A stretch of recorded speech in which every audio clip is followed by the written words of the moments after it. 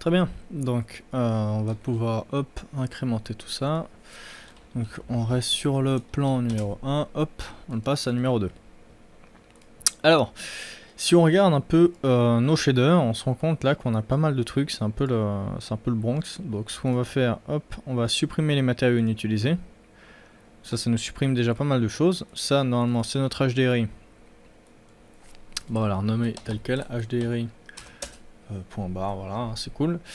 Et on va placer un sol. Très bien. Ce sol, on va faire clic droit, propriété Cinema 4D, tag de rendu. Et le but, en fait, c'est que si là maintenant je lance un rendu, il y a pas mal de choses qu'on va avoir en compte. Bon, c'est un petit peu lent. Je vais vous montrer une technique, en fait, si vous avez un bon CPU qui peut être cool. Si vous avez un mauvais CPU, ça va être moins fun. Alors, bon, là on voit que le sol en fait il est tout gris et c'est pas hyper fun. Donc on va prendre le plan 1 et on va directement appliquer ça en fait comme texture. Sauf que là maintenant, hop, si on fait un rendu de la zone, on voit en fait qu'on a exactement ce que le viewport nous affiche plein de fois, hop, la même image. Et ça ne nous intéresse pas non plus, donc ce qu'on va faire c'est sélectionner le shader, enfin la texture. À la place d'avoir un type de projection en planaire, on va cliquer dessus et on va mettre frontal. Ce qui va faire qu'au final on a ce plan avec exactement le même background, peut-être pas animé en revanche. Animé aussi apparemment. Et dessus ce qu'on va faire c'est qu'on va cliquer sur le tag de rendu qu'on avait créé précédemment et on va faire composition avec le fond. Alors je vais vous montrer une fois sans, une fois avec. Alors tac, on lance un rendu. On va attendre un petit peu.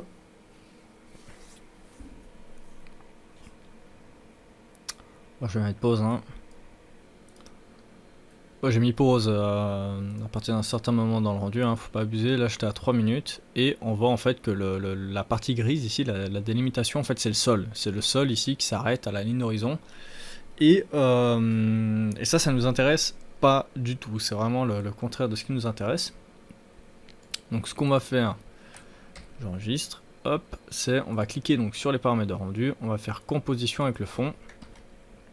Et là maintenant, si je lance juste un rendu de la zone ici qui nous intéressait, hop, et ben on voit en fait que tout est linké, ce qui fait que maintenant, hop, si je fais un rendu de la zone ici, on aura l'impression en fait que le robot est vraiment maintenant dans notre scène, avec le sol intégré, et on voit qu'on a déjà en fait les petits effets qu'on avait tout à l'heure là, d'ombre et tout ça. Donc ce qui est vraiment cool, c'est la grosse différence, contrairement à avant, quand on ne l'avait pas, où c'était un peu comme ça, maintenant, hop, on se retrouve justement avec ces ombres et tout sans ce truc gris dégueulasse.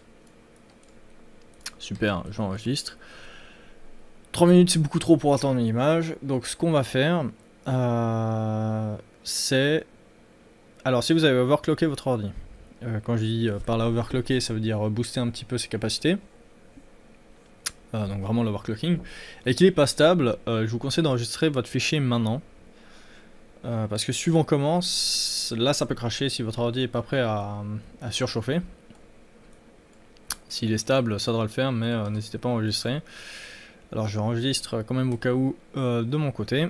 Alors ce qu'on va faire, c'est qu'à la place d'attendre 1000 ans à chaque fois, quand on fait un render et qu'on voit les petits carrés qui commencent, les machins, les trucs, puis après chaque petit bloc comme ça qui va se déplacer pendant 1000 heures, voilà comme ça, là c'est un poil longuet, Cinema 4D ont mis à notre disposition en fait ici dans l'échantillonneur, à la place d'attendre un certain nombre de petits carrés comme ça bloc par bloc, ce qu'on peut faire en fait c'est venir ici et à la place, alors hop, même pas en fait, on peut aller directement ici sur adaptatif et à la place de cliquer, enfin de sélectionner adaptatif fixe ou n'importe, enfin un des deux quoi, on va aller sur progressif.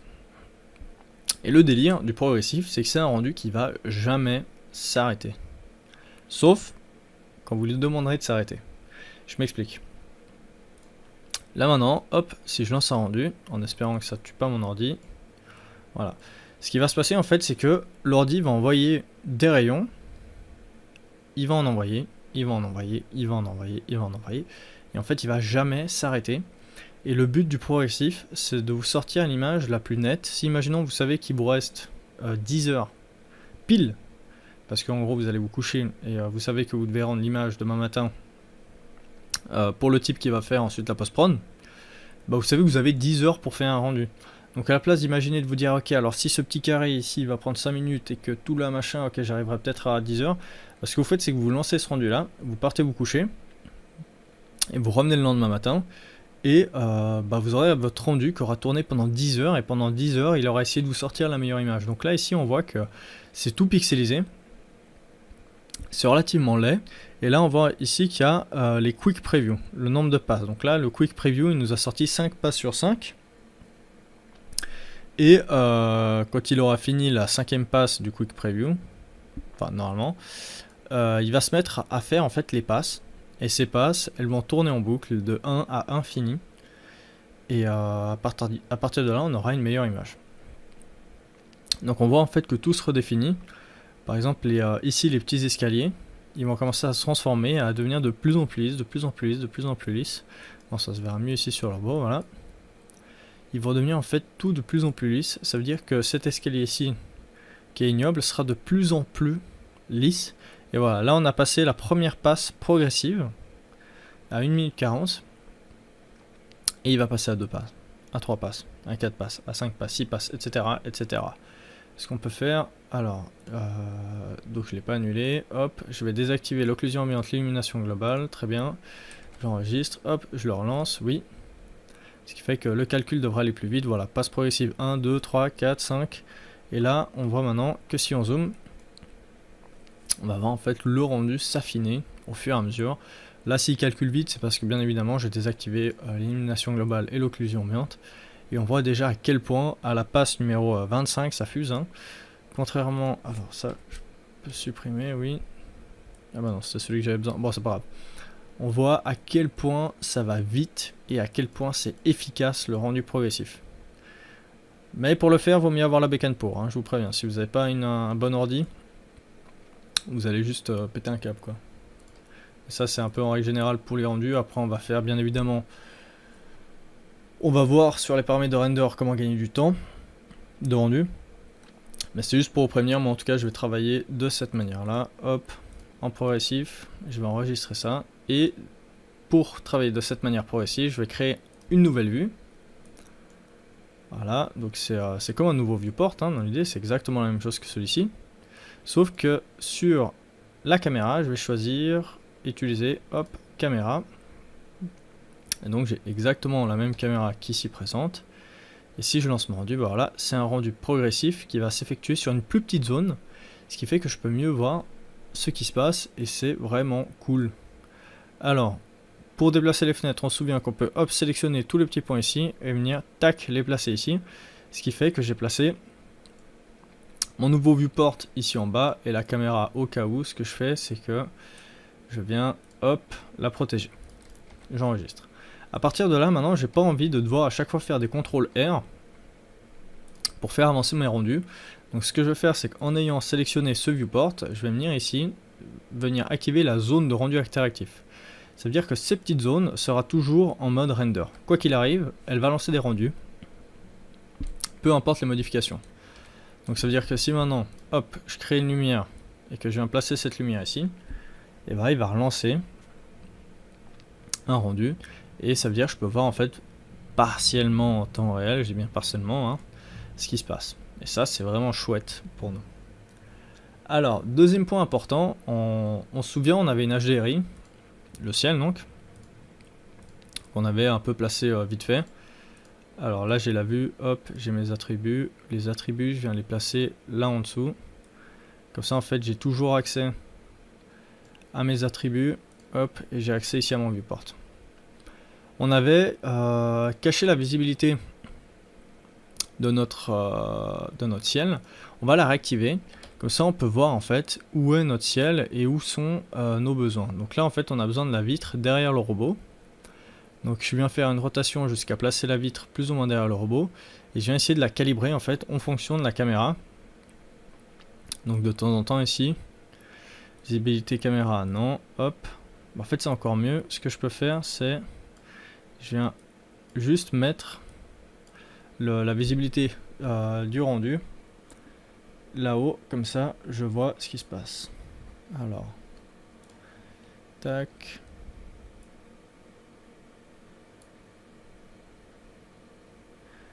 Ok, ça devrait le faire ici. Et visibilité caméra off.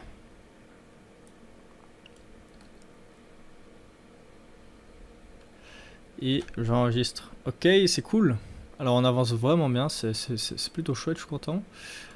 Alors, à partir de là, on va dans les calques et on va créer un nouveau calque. Hop, qu'on va appeler, s'il veut bien s'en nommer, hop, lighting.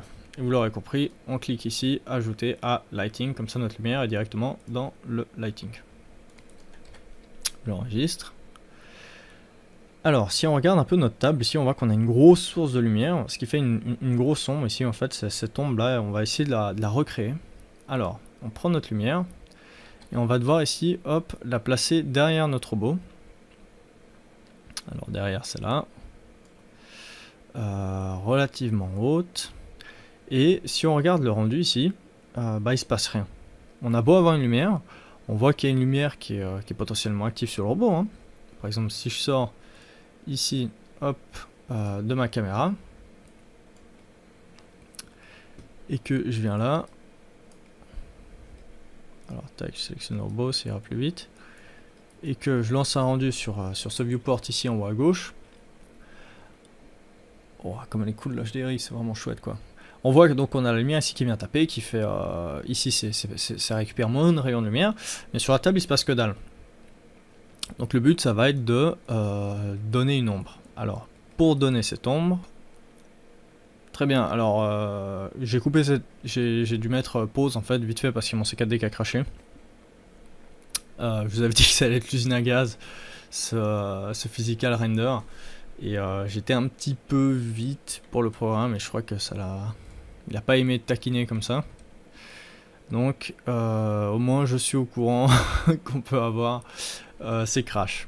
Donc on en était à cette lumière là-haut avec hop, panneau, nouvelle vue. La nouvelle vue, allez je vais la mettre cette fois ici là-haut, hop.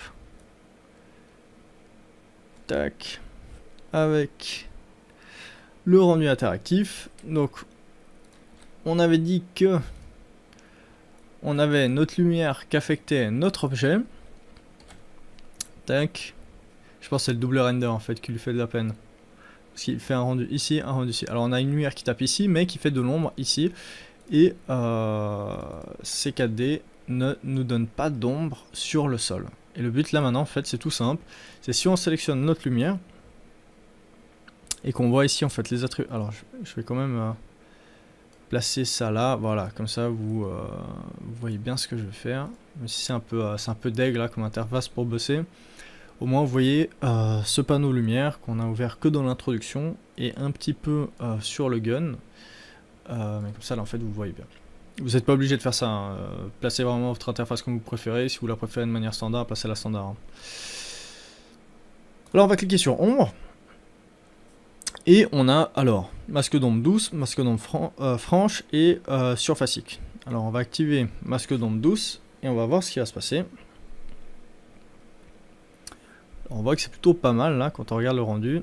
On va, ce qu'on va faire c'est qu'on annule cette vue Alt R et on va travailler sur la grande vue vu que j'ai réouvert le spot. C'était surtout en fait pour avoir les les 4 vues que j'avais placé ça là. Alors tac, je peux la fermer, détacher et je la recréerai si j'en ai besoin. Je m'inquiète pas pour ça. Tac, alors ce qui nous intéresse nous c'est le robot et son ombre.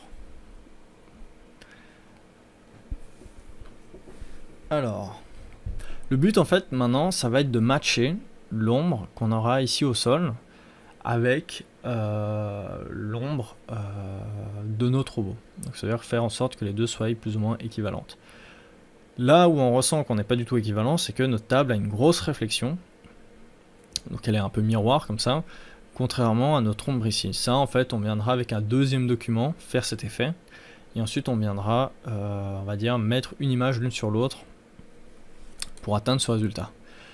Alors, on va voir tous les styles. Alors j'annule, hop, les paramètres de render ici. Je vais diviser par, allez, hop, 2, voilà. Et on va faire en fait des tests de rendu avec les 3 lumières. Donc on va faire, hop, si j'ouvre ce panneau, on va faire masque d'ombre, le ray trace, forme franche et le surfacique. Si vous voulez les faire, vous pouvez, hein, bien évidemment. Vous pouvez challenger votre machine, voir un petit peu comment ça se passe. Et moi, je vais les faire ici de mon côté. On est de toute manière en progressif, hein. Donc du moment qu'on a 3, 4, 5, 6 passes, on peut arrêter. Alors, tac. Ici, je peux mettre stop, oui. Donc on voit que notre image, elle s'arrêtait à ça. Et je suis à... Mince, j'aurais dû compter le nombre de passes. Je crois que j'étais à 7 ou 6 passes. Maintenant, on passe en hop, ombre franche. On lance le rendu. S'il y a des bruits bizarres, c'est que je bois.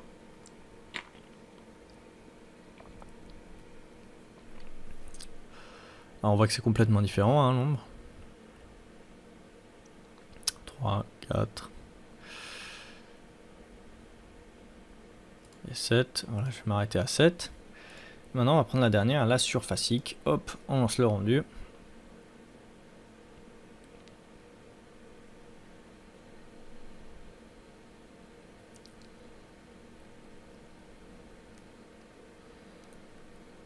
Ensuite, par rapport à ça, ce qu'il faut savoir, c'est que bon, si vous récupérez les vidéos que j'ai mis dans le dossier référence, on va potentiellement utiliser les mêmes lumières, hein, vous vous en doutez. En revanche, si vous avez filmé vos propres plans, peut-être vous aurez une ombre complètement différente, hein. Si vous avez filmé, je sais pas, à 1h de l'après-midi en plein soleil, vous risquez d'avoir une ombre hyper franche, puis vous allez partir avec quelque chose un petit peu comme ça, mais modifié. Je vais quand même vous montrer comment faire. Tandis que moi, je vais très certainement partir avec ça. Ou peut-être celle-là. Ouais, quoique ça peut être pas mal, hein. Parce qu'on voit... Ici, on est relativement franc comme ça, puis d'un coup, on devient très diffus comme ça, très doux. Et là, c'est un petit peu ce qui se passe. On est très fort et ensuite très doux. Donc, je vais peut-être partir sur du surfacique, mais modifié. Et là où... Alors, là où ça peut devenir intéressant... Donc là, maintenant, c'est fun, hein, c'est les parties fun.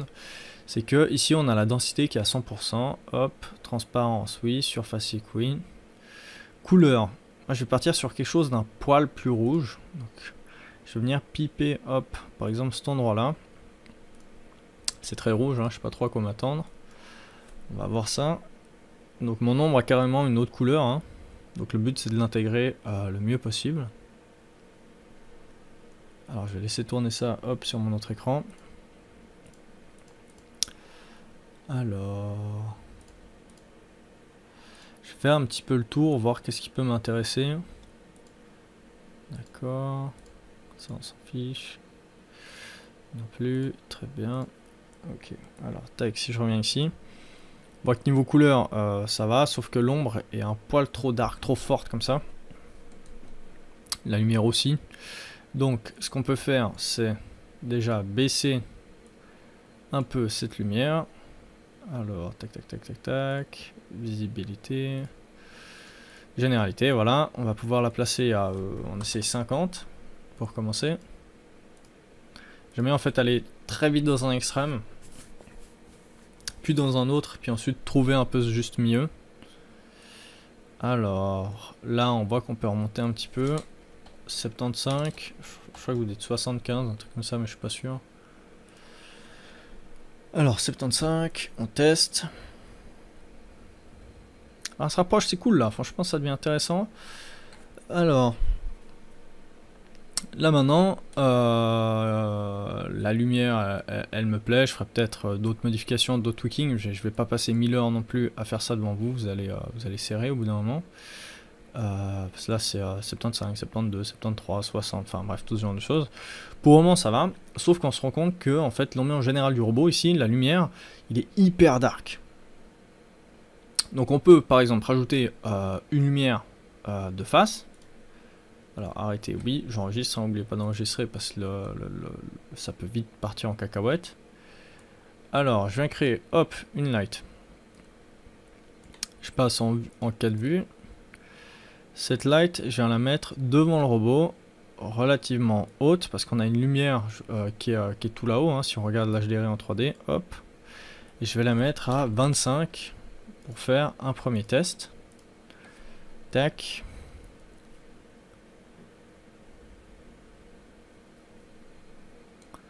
Alors, c'est déjà pas mal, on voit qu'on a gagné en lumière. Et on lui a pas activé l'ombre. Ce qui veut dire qu'on n'aura pas une ombre derrière, ce qui est plutôt cool. Et ce qu'on peut venir faire là maintenant, en fait, c'est si on se rend compte qu'on a fait toutes nos lumières, nos ombres sont parfaites en fonction de votre éclairage, tout ça, mais que ça reste un peu dark comme ça. Un truc que j'aime bien faire, c'est si on va dans notre HDRI, en fait, ici, dans luminescence, donc là on a notre canal directement de la HDRI en point EXR, on va cliquer dessus, et en fait là on a exposition. Et sur exposition, on va monter de 0,5. Voilà, et on voit ici que ça monte déjà de pas mal notre exposition. Et on va pouvoir la monter plus ou la descendre, hein, bien évidemment, en fonction de nos besoins. On voit que là, il y a une claire et nette grosse différence. Hop, alors. Donc là, l'exposition, on l'a montée de 0,5. Grosse différence. Et ensuite, ici, dans illumination IG, ce qu'on peut faire, c'est l'intensité. On peut venir la monter à 125. Hop, on fait un test. Et ensuite, on va augmenter aussi la saturation de la génération. On va monter peut-être à 125 aussi. Et là, on aura gagné quand même relativement pas mal de lumière. Donc, ça veut dire que si on regarde l'évolution de notre lumière, hop, on voit que ça avance plutôt bien, quoi. Genre, on va dans la bonne direction, c'est chouette. Après, ce qu'on a perdu en ombre là, ouais, pas tant que ça, donc ça va, c'est cool. Ici, on va pouvoir même pas forcément besoin de monter jusqu'à 125, on peut monter jusqu'à 110. Et ça veut dire que l'ombre, on pourra peut-être l'accentuer un petit peu plus, remonter l'ombre comme ça. Si on voit qu'on l'a trop perdu. Donc l'ombre ici principale. Hein. Et je vais la remonter légèrement. Donc c'était hop. Lumière shadow. Et celle-là, lumière front. Voilà. Donc ça c'est la back shadow. Hein. Enfin la back. Alors tac. Tirer bas, back. Comme ça, si imaginons quelqu'un récupère mon fichier, il sait que c'est la lumière qui est derrière qui pose une ombre, étant donné que celle-là c'est une ombre qui est en face et qui n'a pas d'ombre. Très bien, ça je peux fermer, j'enregistre, ça je peux fermer aussi. Et ici au niveau de l'ombre qui est là, hop, on peut monter sa densité par exemple à 125. On relance un rendu. Et on regarde ce que ça donne. Donc voilà, hop, on a notre différence de l'ombre. Donc vous voyez, tout est calculable, tout est paramétrable. Vous pouvez vraiment tout utiliser. Et ensuite, bien évidemment, c'est en fonction de vos besoins ou de votre regard, on va dire, artistique. Ça veut dire que si vous avez l'œil, que vous savez que vous êtes illustrateur et que vous savez comment fonctionne la lumière, ou que vous êtes photographe et que vous savez aussi comment fonctionne la lumière, cette partie-là, ça va vraiment être peut-être pas forcément votre partie préférée, mais là, vous allez vraiment assurer, genre, c'est là où vous serez clairement plus fort que moi, il n'y a aucun doute. Très bien. Alors, on va juste revoir un peu, hop. Cette ombre là, la première quand même un peu plus diffuse comme ça, elle était sympa, mais celle-là, elle me plaît aussi. Ouais, je me tâte. On va voir s'il n'y a pas moyen de faire un espèce d'entre-deux comme ça qui peut être sympathique. Alors, lumière back shadow. Tac. Alors, bruit non. Qu'est-ce qui se passe par exemple il y a un masque d'ombre douce, voilà. Ça aussi, ça peut être intéressant en fait. C'est la résolution, on va dire, de notre ombre. Donc on va lancer deux rendus, un à 250 et un à 2000. Et on va voir la différence. On va laisser les 10 passes. À peine, hein. Peut-être 5 si on voit que ça prend trop de temps. Allez, je mets pause. Ok, donc j'ai mis pause, on est à 11 passes là actuellement. J'enregistre. On passe en 2000. Alors, on va voir la différence.